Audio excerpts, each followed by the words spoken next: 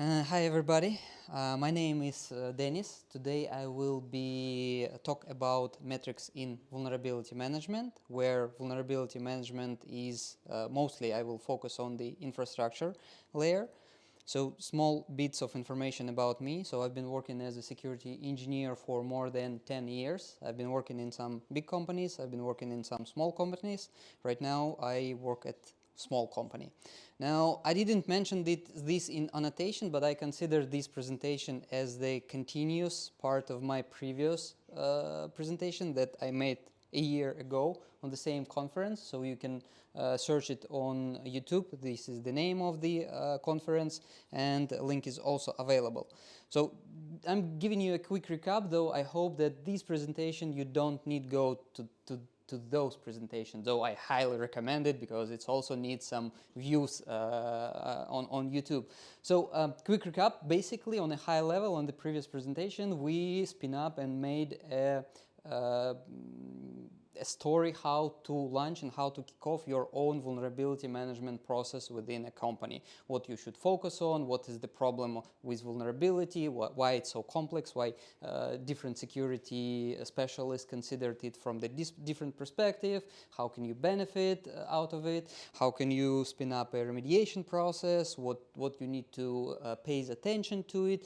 And one of the topics that I mentioned during that presentation, I gave some example of useful metrics that you can use to control and to give you the understanding if you're actually going well with your vulnerability management program. So with this presentation, I kind of like ask you to make a zoom in into these parts. So this is where we start from, and this is where I want to talk specifically what metrics can be used, why they are important, what are the drawbacks of different metrics, and well, how basically you can benefit from these metrics. Despite the fact that I call myself a security engineer, this presentation would be more like on the managerial level, but I hope that you will benefit it because you will understand how can you control yourself if you don't have, for example, a very big and detailed managerial experience. So when we talk about the metrics, I define them in two different categories, into two different types. Type number one, you probably want to focus on metrics which are just needed to be done. So you can think of them as, for example, technical depths with the software development. So you do have some things when the process is running that needs to be done and you can't do anything about it. You just need spend some time on it. And you also have some kind of like a deliverables, right? So what you want to maybe sell to your customers, maybe show to your management, or maybe to use it for yourself to understand and give an answer. Yeah, I actually made a great job, or probably that's quarter my work wasn't very good. So the definition between two type of metrics is quite vague, and I would say probably it's a bit of an art. It depends on you, right? So for example, depending on the configurations of the departments, depending who you work with, you might change some of them. For example, you want put coverage metrics into the deliverables. You want to remove a number of assets completely. So this is a bit of art here. So this is where I stay right now. So you can use this as an example what you can use in your environment, or just example, or just ideas. So we will go for most of these metrics. I will give you an explanation what is coverage, what is visibility, how you can benefit from inconsistency, and how you can actually answer if the program was successful or not. Now we will start with the coverage metric. We will discuss its importance, how it's connected to the asset management. We talk about divide and conquer concept and how it should be easily, how you can easily go from high level metrics to the details, to some details of this metric. Now the coverage metric, I would say it's a bit of personal story that when I started to work as a security engineer, for me it was like no question, like what should you cover, what should you protect, everything. Like this was the answer that probably most of junior security engineers consider, that we should cover everything, we should protect everything. But that's not in reality what you want to do. In reality, you want to understand what is the limit and how you can reach this limit by like what's the amount of job that you should do. And the coverage metric are specifically is for that. It doesn't matter which area of security we're talking about, if it's endpoint protection, if it's a WAF protection, if it's WAF usage, even if it's CM usage, vulnerability management. So the coverage is in most cases everything in these regards, because it allows you to get the understanding what is exactly area that you need to protect, like how big a wall should we build. That's kind of like this. So when you grow up, you will understand that probably we need to kind of like automate all the onboarding process. Probably we want to have a golden image which includes all of our security agents installed there, and we'll just forget about the coverage. But again, in my perspective, from my experience, it's not what you want. Right now, I stayed on a situation when you have some small like day-to-day task, when you actually define what exactly you're covering and what exactly you're protecting. So with this specifically in our case, so we spin up a vulnerability management program where all our agents are on board into some default group, and you kind of like mechanize the idea. You add each agent manually onto the group which it should belongs. So in technically speaking, it's easy to automate, but on the other hand, it gives you the understanding of what's going on with your environment. How many endpoints being spin up, how many endpoints being deployed, how many endpoints being virtual machines being deallocated, how many hardwares being put on a shelf. So you can give this understanding of this turnover on a daily, weekly, monthly basis, depends on your context. So you can use it just to understand what's going on with the infrastructure within your company that you should protect. It's not a big deal. It's like maybe from 5 to 30 minutes on a weekly per my case. But I think that in theory, it just gives you this sense of the changes of what's going on in your environment. So basically, that's why, first of all, we need to take care of this coverage metric on one hand, and the other hand, you can use it actually to understand the situation within your company, what's going on. So the coverage metrics, it's very connected to the asset management. So one of my key takeaway from the previous presentation was that if you don't have a proper asset management, you can't have a proper vulnerability management. And it doesn't matter how big and complex if it's either some complex block scheme with different states where you try to understand which should be covered, or if it's just some piece of infrastructure where you have a very binary and small situation to define. Again, this is all about setting expectation. What should we cover?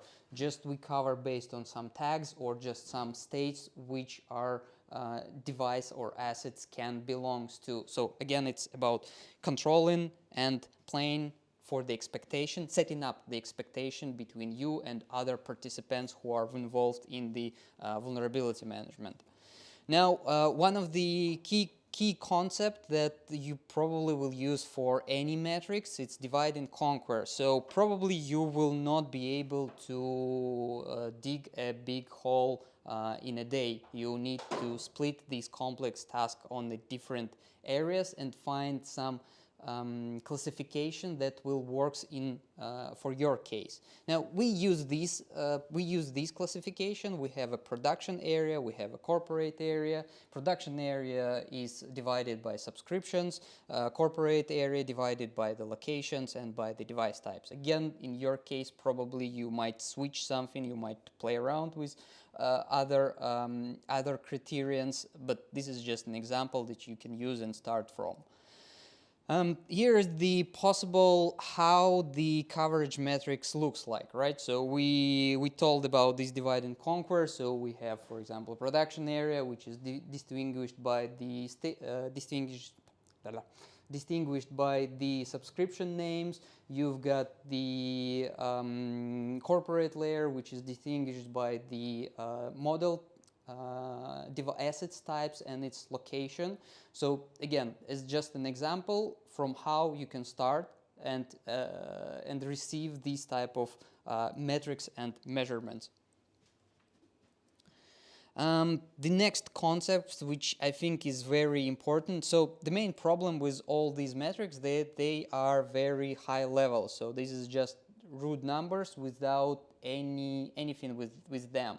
So and you should be able to easily drill down into the details. So here, can I? Oh no, I can't use the laser tag here for some reason. Anyway, so here, as you can see, there is a full report available here, and basically this story leads you into the details, right? So you can answer a question on an asset base, right? So what is the problem? Why we are not seeing this device? Why we are not seeing this device? So if there is no such way to go deeper, then probably you've got some problems. Unfortunately, I haven't found any examples right now, but during when I spin up the vulnerability management program, we had a few graphics and we had a few metrics where you cannot do this very easily. So basically, the rule of the thumb, if you can go and if you cannot get the details within, for example, like 3 clicks, probably you're doing something bad. Probably this metric will not be working because you cannot get the details. So it would be hard for you to pose a question, right? What's the problem is this behind this?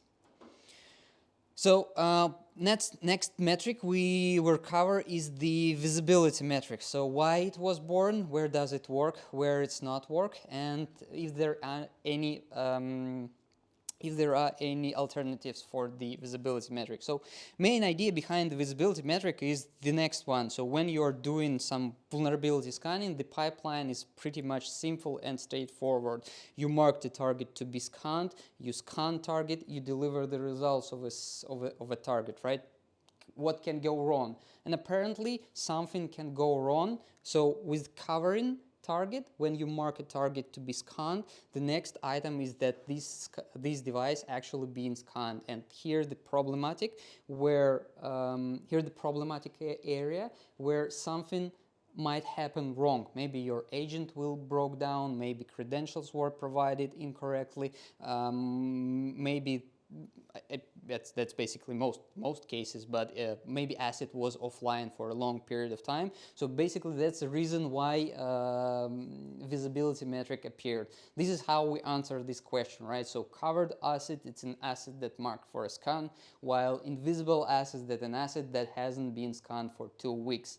So this is right. This is from what we start from, like what define the coverage, what actually coverage means, and this is how we are answering this question. And probably you would need to answer these questions as well.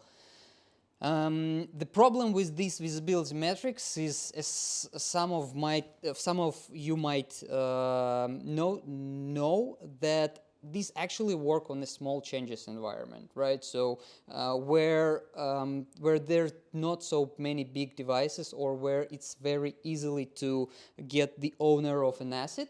In this case, this metric will work pretty much well. So if you remember previously, I mentioned that I tried to do some manual task in terms of adding assets into a proper scan targets.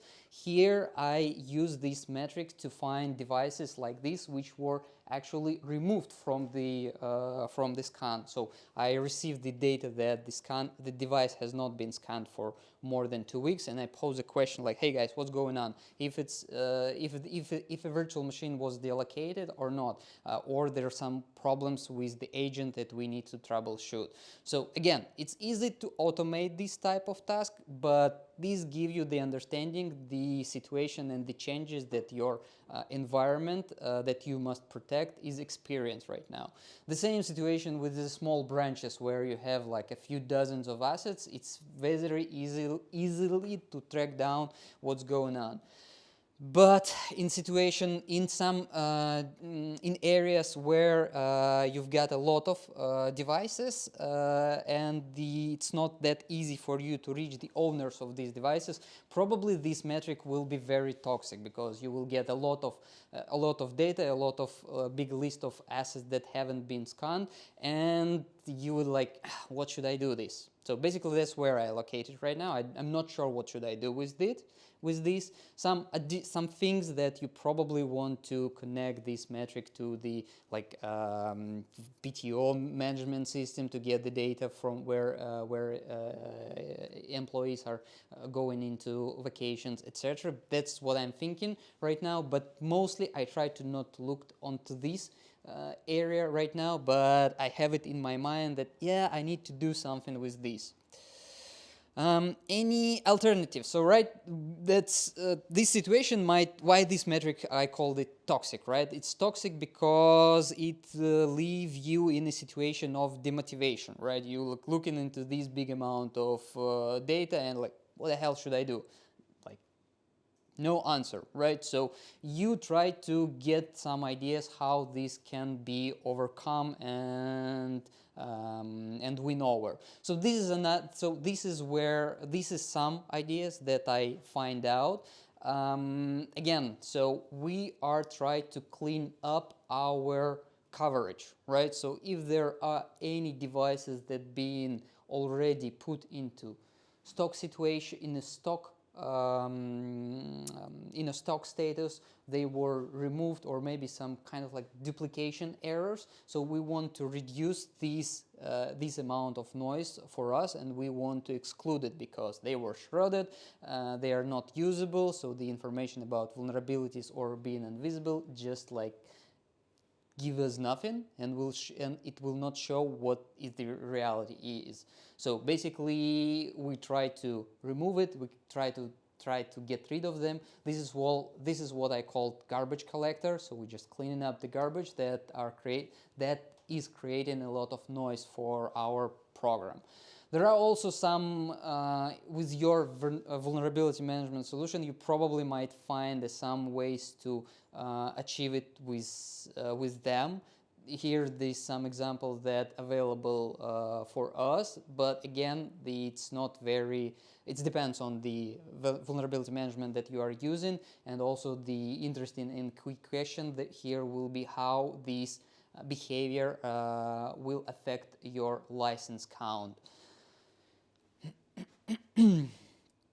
Now, inconsistency. So inconsistency metric is very interesting. So basically, the main idea is that you want to get the cross-system checks reference. So what device has been marked for scan in your CMDB, what device has been marked in your vulnerability management solution, any other system that you are used to provide and to provision assets can be used just to make a cross-reference. So the main problem with this one, it's a bit overthinking, I would say, or even in extent a complex metric, because every time I look into this report, I like, what the hell is going on here? I don't understand it. I even wrote a small memo, how should this metric be read, what actually I should pay attention to it, but actually it requires for me about like five minutes to read this memo, go back to the metric, and try to understand what should be done after that. So right now, where I state that I need to refactor this metric in maybe like a diff output or maybe like a git commit. This is where I think right now. But again, for you, what's important, right? That you want to have some metric which shows you this cross-reference check. We have this in our vulnerability solution. Do we have it in our CMDB? We have it in our CMDB. Do we have it in the vulnerability management vendor? So basically, you want to answer this question, and this metric should help you with that. Now, open vulnerabilities, right? So basically, one of the major metric, you probably seen some graphics like these, some graphic like these, graphic like this, graphic like this. Probably pretty much straightforward. But in reality, you probably will see these graphics on a daily basis, right? So if you spin up a program for a year, for 2 years, for 3 years, basically the behavior and the characteristic of these graphics will be the same. So, and with time, you probably start thinking that if Hercules became a god, right? So probably it was because of the audience tables, not the rest of his good deeds. And the problem is with this metric, right? So it's became a very toxic where the longer you look into it.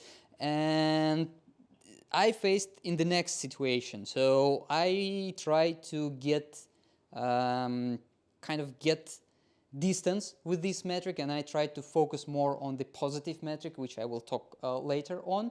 But in reality, this is the only metric for you that will answer if you are doing good job or not, because it covers indirectly all remediation strategies. Doesn't matter if you are remediating, if you are fixing, if you are deleting vulnerability, if you are putting a device on the shelf. So all these remediation strategies are covered with this metric. So you cannot avoid it, and you need to find a way how can you overcome it. So here's this some kind of like ideas that I find during my experience and trying to win this over.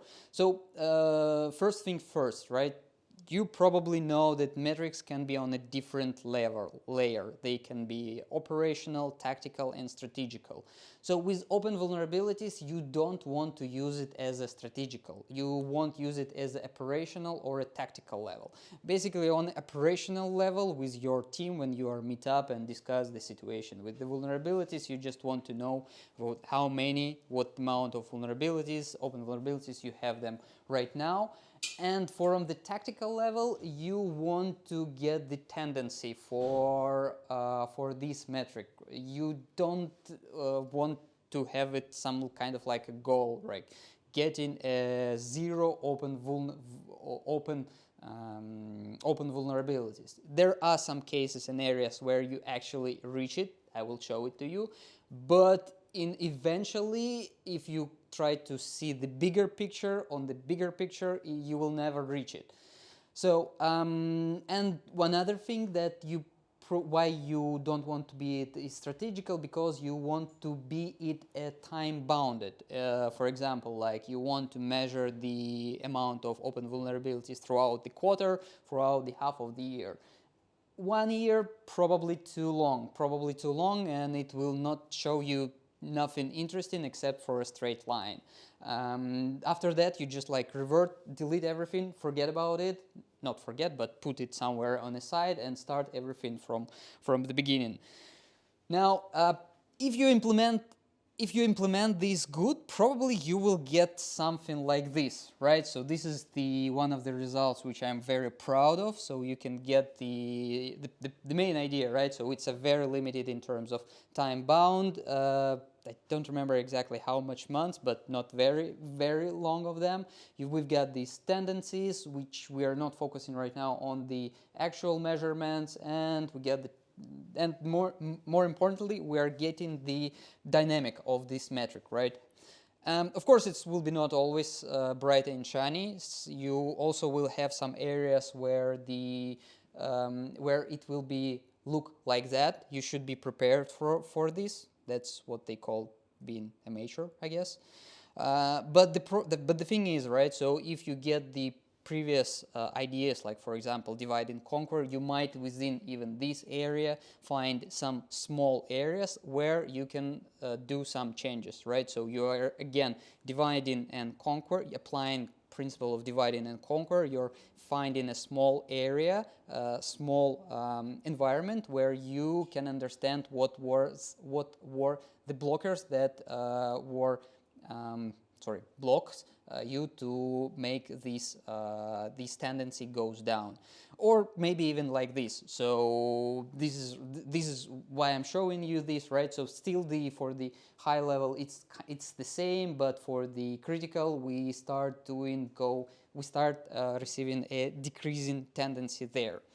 Also, please check out how the graphical language has changed, right? So this is when we started last year. This is the first attempt or first version for the graphics, and this is the second attempt. So probably you noticed that in the previous version I focused more on the data itself, while tendency has opacity, and on this kind of like second version I added opacity to the data itself, and I removed opacity from the tendency, because this is what you're doing here. So you're trying to focus, you're managing the focus, right? You're managing a mind's focus, which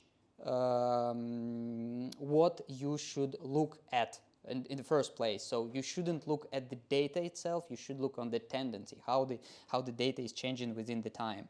Now, here's the metric that I mentioned before, fixed vulnerabilities. So the fixed vulnerability is a very positive metric. Basically, it's giving you a boost for a dopamine in your brain when you look into it, because it's actually show you the amount of job that has been done. Basically, you're checking like, yeah, we're rocks, or well, we're good, we're going there. So it's a very positive metric, and you should use it. Some consideration about this metric. So first of all, unlike the open vulnerabilities, this one is time bound, right? So open vulnerabilities, it's what we have within this moment of time when our scan has ended, while fixed vulnerabilities answer the questions how we were doing our sprint duration. So for example, you're meeting with the team on a weekly basis, on a monthly basis, bi-weekly basis. So basically you need to gather this the data, how many, so each vulnerability that been fixed with this duration, it has some starting point and ending point. So you want to count how it durates during this sprint time period.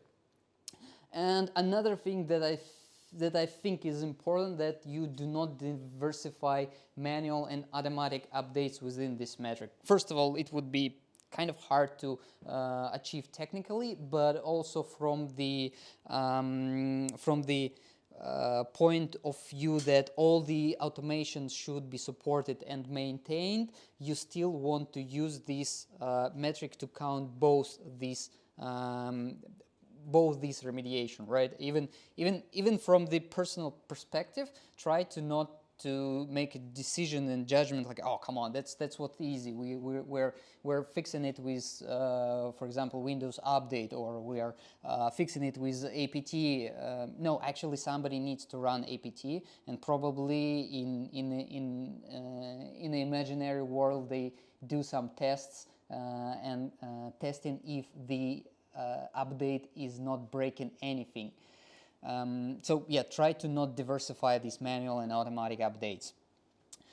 This is just an example for you about why it's important to use trend lines. So without this trend line, it might be a bit hard for you to say like if we are doing good job here or not, but you can delegate this task to Google spreadsheets that will do this job for you. And right, so some messy things here around, which similar to like sawtives, but still that you have some kind of like a double check with machine who tells you, well, you're actually doing a pretty straightforward work here. Okay, understood. Should you believe it or not? Well, why not? Speed to fix. Yeah, so another thing that, as I mentioned before, right? So open vulnerabilities will tell you the what's going on with the environment that you try to protect, while fixed vulnerabilities will tell you what amount of work you are doing to fix these vulnerabilities. So basically you want to compare the tendency, right? So what is the velocity? What is the velocity or a speed of acquiring new vulnerabilities or having stale them for a very long period? And what is the velocity to fix these vulnerabilities? Are you catching up or not? Are you so basically you want to know this k parameter. 16 hours. Thank you, Siri. So basically, you want to know what is the coefficient. Yeah. Anyway, the angle for these lines and compare it within each other. Okay, use cases to be aware of. So the two use cases that I run into while running the vulnerability management program. Now, for the first case, I call it Golden Boy case. So this is the metric. I removed a lot of data from it. So this is the metric that we start in the beginning of the year. So it's January something. So as you can see, our production team made a great job. They want to fix most of the vulnerabilities before the end of the year, and they actually made it. So we have a very low amount of vulnerabilities. So what does it mean? That means that next iteration, when you start, you will start in a disadvantaged position. Basically here we've got 1, 2, 3, 4, 5 measurements when we made these critical vulnerabilities straight. Before that, it was increasing tendencies. So you need to be aware of this situation, and it requires a lot of times and measurements for you to start actually looking good, even because you've made a good job before the previous iteration. So be aware of this situation, and well, let it not let it not trick you. Now, the next use case that I run to, which is reference to the remarks book, All Quiet on the Western Front. So here's the thing, right? We've got the graphic for the all severities, which shows nothing, right? It shows like nothing new is happening there. But in reality, if you drill down and distinguish the severities, the things that actually happen. People dying there on both sides of the front, right? And it's up to you to decide if it's fight worse or not. So, and in this case, right, I would consider this as actually a good job because the critical going down. Yes, high is increasing, but still, come on, we want to focus on the critical. What else? To conclude, so I didn't mention the asset coverage and the average time to fix, because right now I use them as the operational, right? So the assets, overall amount of assets, you need just to understand how big your environment, right? So you can compare it within each other, different location with each other, or you can provide it as the metric to the management and saying, hey, this is how big, or this is how drastic a situation is happening. So it's just like result of the coverage and visibility metric being delivered to you. And this is kind of like I would say, don't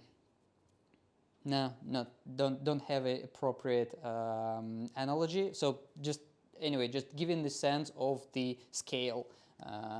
For the average time to fix these vulnerabilities, this is highly connected to the previous presentation when I said that you need to have set up a time which you want to spend on fixing vulnerabilities, right? So you want to have some kind of like a table where you set in expectation that we expected that our critical vulnerabilities being fixed within 7 days, within 2 days, 38 hours, 1 month, depends on your context.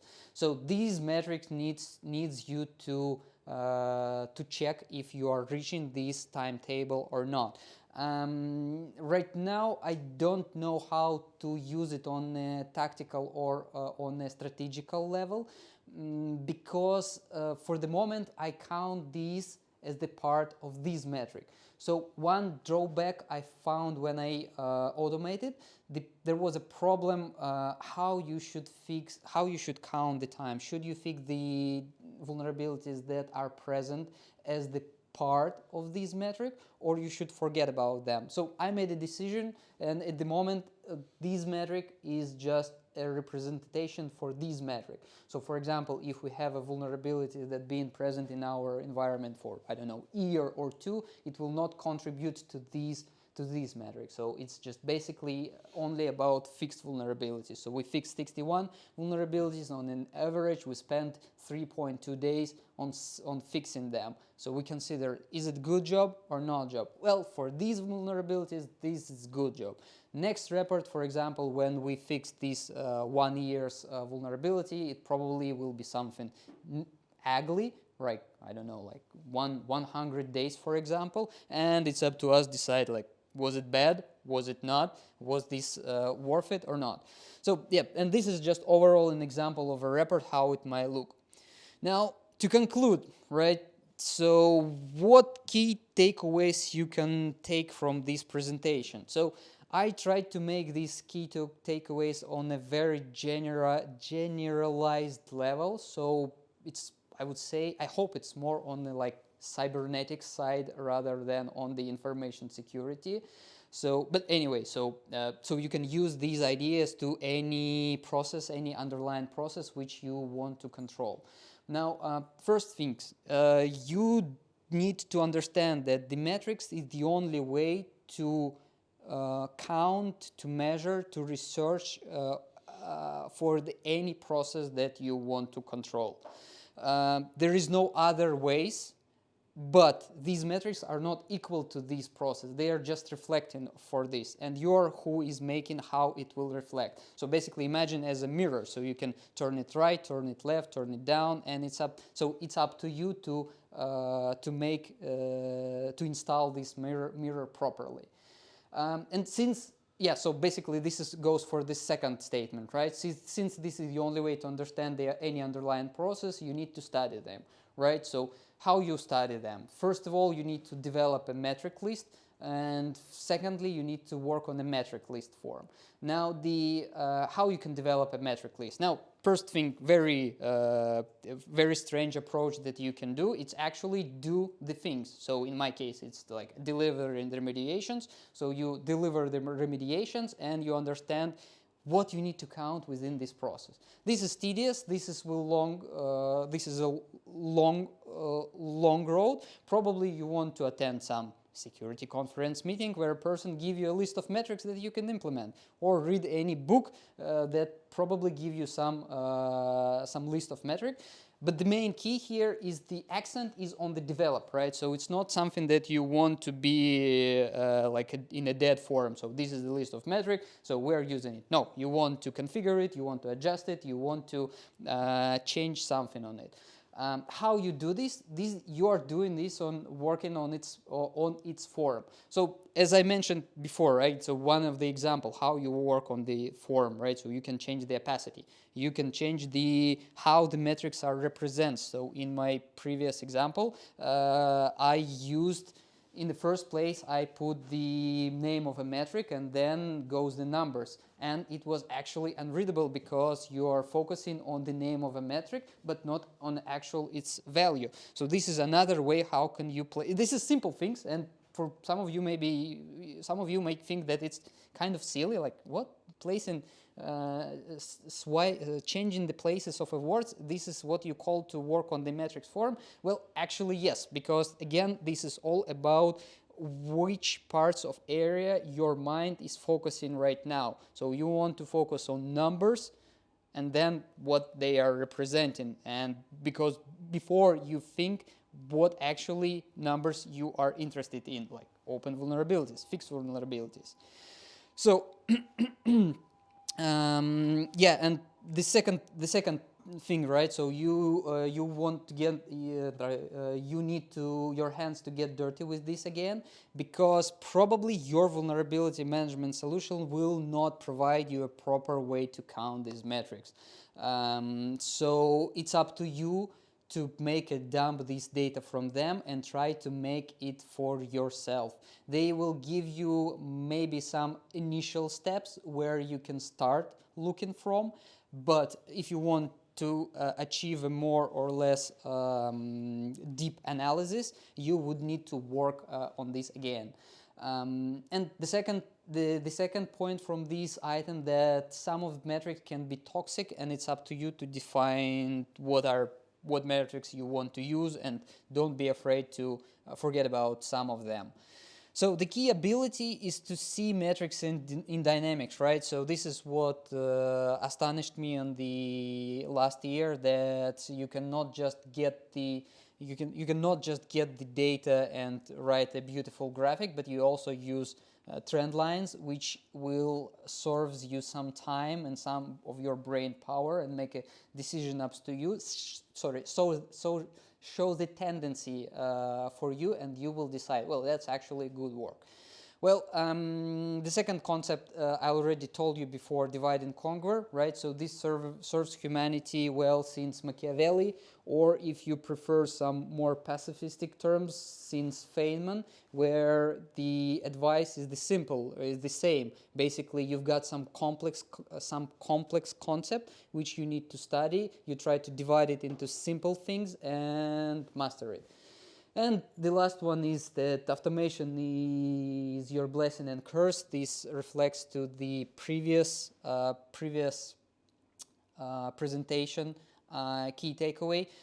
You are implementing automation. You need to do this. You need to foster an automation culture, but you also need to think that somebody needs to maintain this automation, and probably it's gonna be you. And that's all.